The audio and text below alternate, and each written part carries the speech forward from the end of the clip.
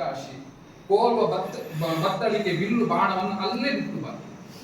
ಬಿಂಕ ಬಿಂಕ ದುಕುತಿಯನ್ನು ಕೊಂಕು ಯುಕುತಿಯನ್ನು ಎಲ್ಲ ಬಿಟ್ಟು ಬಾ.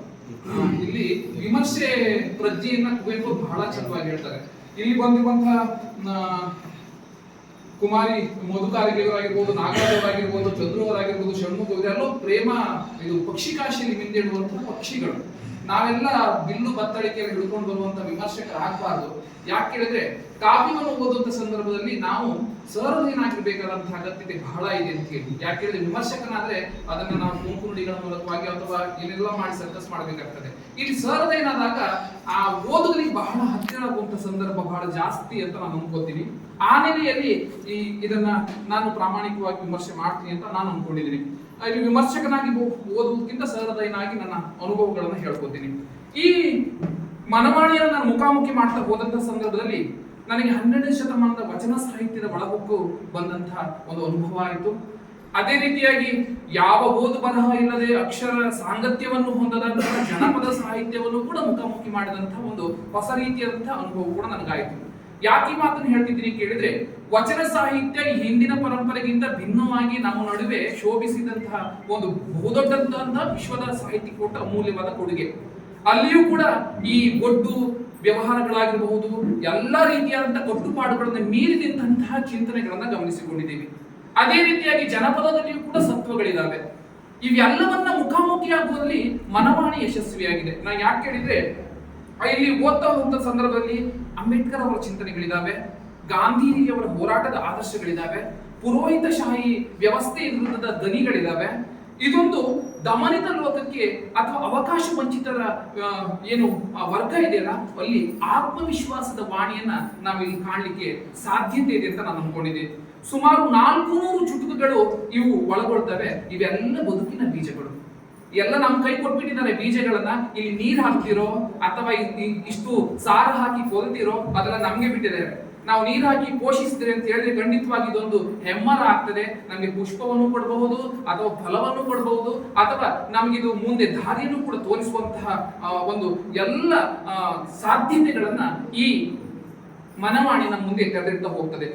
ಒಂದು 2-3 ಆ ಚುಟುಕುಗಳನ್ನ ಮುಂದೆ ಹೇಳಿ ನನ್ನ ಮಾತು ಮುಗಿಸ್ತೇನೆ.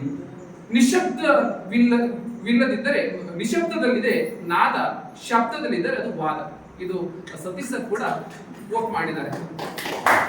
ಜಗಳ ಮಾಡಲೇಬೇಕು ಅಂತ ಹೇಳಿದ್ರೆ ಏನೋ ಬಾಯಿ ಬಡ್ಕೊಂಡು ಮುಂದೆ ಹೋದ್ರೆ ಕೂಡ ಜಗಳ ಆಗ್ತದೆ. ಅದಕ್ಕೆ ಹೇಳಿರುವಂತದ್ದು ಮಾತು ಏನು ಮಾತು ಹೇಳಿ ಸರ್ ನೀವೇ. ಮಾತು ಮೌನ ಬಂಗಾರ ಎನ್ನುವಂಥದ್ದು. ಬಂಗಾರ ಮೌನವೇ ಯಾವತ್ತಿದ್ರು ಕೂಡ. ಯಾವತ್ತ ಮೌನ ಸಮ್ಮತಿ ಲಕ್ಷಣ ಇರಲಿ. ಸತ್ತಾಗ ಆತ್ಮಕ್ಕೆ ಚಿರಶಾಂತಿ ಸಿಗಲೆಂದು ಕೊರಗುವ ಬದಲು ನಮ್ಮ ಜೊತೆಯಲ್ಲಿರುವಾಗಲೇ ಅವರ ಆತ್ಮವನ್ನು ನೆಮ್ಮದಿಯಾಗಲು ಬಿಡಿ. ಹೌದಲ್ಲ, ನಾವು ಕಾಲ್ಗೆ ಕಟ್ಕೊಂಡು ಜಗಳಕ್ಕೆ ಹೋಗುವ ಬದಲು ಇರುವಾಗಲೇ ನಾವು ಅವ್ರ ಜೊತೆಗೆ ಆತ್ಮೀಯವಾಗಿ ಇದ್ದುಕೊಂಡು ಅಥವಾ ಬೆರೆತರು ಅಂತ ಹೇಳಿದ್ರೆ ಖಂಡಿತವಾಗಿ ಬದುಕು ಎನ್ನುವಂಥದ್ದು ಸೊಗಸಾಗಿರುತ್ತದೆ ಅಂತ ಹೇಳಿಕೊಂಡು, ದೇವರ ಹಿಡಿತದಿಂದ ಮನುಷ್ಯರನ್ನು ಪೂರ್ಣ ಬಿಡುಗಡೆ ಮಾಡಿದವರಲ್ಲಿ ಬುದ್ಧ, ಬಸವ ಮತ್ತು ಅಂಬೇಡ್ಕರ್ ಸಿದ್ಧಾಂತಗಳೇ ಹೊರತು ಬೇರಾವ ಧರ್ಮಶಾಸ್ತ್ರಗಳು ಇಲ್ಲಿ ಹೇಳಬೇಕಾದದನ್ನ ಕಡ್ಡಿ ಮುರಿದ ಹಾಗೆ ಹೇಳುವಂತಹ ಒಂದು ವ್ಯವಸ್ಥೆಯನ್ನ ಉತ್ತಮ ಹೇಳ್ಕೊಂತ ಹೋಗಿದ್ದಾರೆ.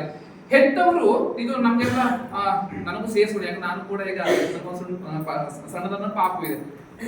ಹೆತ್ತವರು ತಾವು ಕಷ್ಟಪಟ್ಟು ತಮ್ಮ ಮಕ್ಕಳು ಪಡಬಾರದು ಎಂಬುದಿದೆಯಲ್ಲ, ಅವರನ್ನ ಸೋಮಾರಿಗಳನ್ನಾಗಿಸುವ ಮೊದಲ ಹೆಜ್ಜೆ. ನಿಜವಾಗಿ ಅಯ್ಯೋ ನಾವು ಕಷ್ಟಪಟ್ಟಿದ್ವಪ್ಪ, ನಮ್ಮ ಮಕ್ಕಳು ಕೊಡಬಾರದು, ನಾವು ಪಟ್ಟಿದ್ದಕ್ಕೆ ನಮ್ಮ ಮಕ್ಕಳು ಪಡಬೇಕು ಎನ್ನುವಂತಹ ಏನು ಆಶೆ ಇದೆಯಲ್ಲ, ನಮ್ಮ ಮಕ್ಕಳ ಬದುಕನ್ನ ಅದು ಮತ್ತಷ್ಟು ಗಟ್ಟಿಗೊಳಿಸುತ್ತದೆ ಎನ್ನುವಂಥದ್ದನ್ನ ನಾವು ಈ ಚುಟುಕುಗಳ ಮೂಲಕವಾಗಿ ಗಮನಿಸಿ ಹೋಗಬಹುದು. ಬುದ್ಧನ ನೀತಿ, ಬಸವನ ಭಕ್ತಿ, ಅಂಬೇಡ್ಕರರ ಸ್ವಾಭಿಮಾನ, ಈ ತ್ರಿಮೂರ್ತಿಗಳ ಮೌಲ್ಯವೆಂಬ ಆಭರಣಗಳನ್ನು ಧರಿಸಿದಾಗಲೇ ವ್ಯಕ್ತಿತ್ವಕ್ಕೆ ಬೆಲೆ, ಅರ್ಥಪೂರ್ಣ ಜೀವನಕ್ಕೆ ನೆಲೆ. ನಾವು ಯಾರನ್ನ ನಂಬಬೇಕು, ಯಾರನ್ನ ಅನುಸರಿಸಬೇಕು, ಯಾವಾಗ ಬದುಕು ಹಸನಾಗ್ತದೆ ಎನ್ನುವುದಕ್ಕೆ ಈ ಚುಟುಕು ಎನ್ನುವಂಥದ್ದು ಬಹಳ ಅರ್ಥಪೂರ್ಣ ಅಂತ ಅನ್ಕೋತೀನಿ. ಸಾಹಿತ್ಯ ಹೇಳುವಂಥದ್ದೇ ಇದನ್ನೇ. ಮನುಷ್ಯ ಜಾತಿ ತಾನೊಂದೇ ಪಂಪ 9ನೇ ಶತಮಾನದಲ್ಲಿ ಹೇಳಿದಂತ ಮಾತಿನಿಂದ ಹಿಡಿದು ಈ ತನಕದವರೆಗೆ ಈ ಎಲ್ಲ ಪಕ್ಷಿಗಳು ಹೇಳಿರುವಂತ ಮಾತುಗಳು ಕೂಡ ಅದೇ. ಅದಕ್ಕೆ ಕವಿರಾಜ ಮಾಲಕ್ಕಾರನು ಹೇಳುವಂತ ಒಂದು ಮಾತನ್ನು ಹೇಳಿ ನನ್ನ ಮಾತು ಮುಗಿಸ್ತೀನಿ. ಕಸವರಮೆಂಬುದು ನೆನೆ ಸೈರಿಸಲಾರ್ಪೊಡೆತ ಪರಧರ್ಮಂ ವಿಚಾರವನ್ನು ಅಂತೇಳಿ ಜಗತ್ತಿನಲ್ಲಿ ಚಿನ್ನದಂತ ಗುಣ ಯಾವುದು ಕೇಳಿದ್ರೆ ಎಲ್ಲರನ್ನ ಸೈರಿಸುವಂಥದ್ದು, ಎಲ್ಲಾ ಧರ್ಮದ ವಿಚಾರಗಳನ್ನು ಗೌರವಿಸುವಂಥದ್ದು. ಆದ್ರಿಂದ ಸರ್ ಅನ್ನು ವಿಮರ್ಶಿಸುವಷ್ಟು, ಯಾಕಂದ್ರೆ ಪ್ರಾಚಾರ್ಯರು ಬದುಕಲಿದ್ದಾರೆ, ಅವರನ್ನು ವಿಮರ್ಶಿಸುವಷ್ಟು ಮಟ್ಟಿಗೆ ದೊಡ್ಡವು ನಾನು ಅಲ್ಲ. ಆದ್ರೆ ಖಂಡಿತವಾಗಿ ಎಲ್ಲರಿಗೂ ಒಪ್ಪಿತವಾಗುವಂತಹ ಚುಟುಕುಗಳು ಇದರಲ್ಲಿ ಇದ್ದಾವೆ ಎನ್ನುವಂಥದ್ದನ್ನ ನಾನು ಈ ಮಾತುಗಳನ್ನು ಈ ವೇದಿಕೆಯಲ್ಲಿ ಹೇಳಿ ನನ್ನ ಮಾತು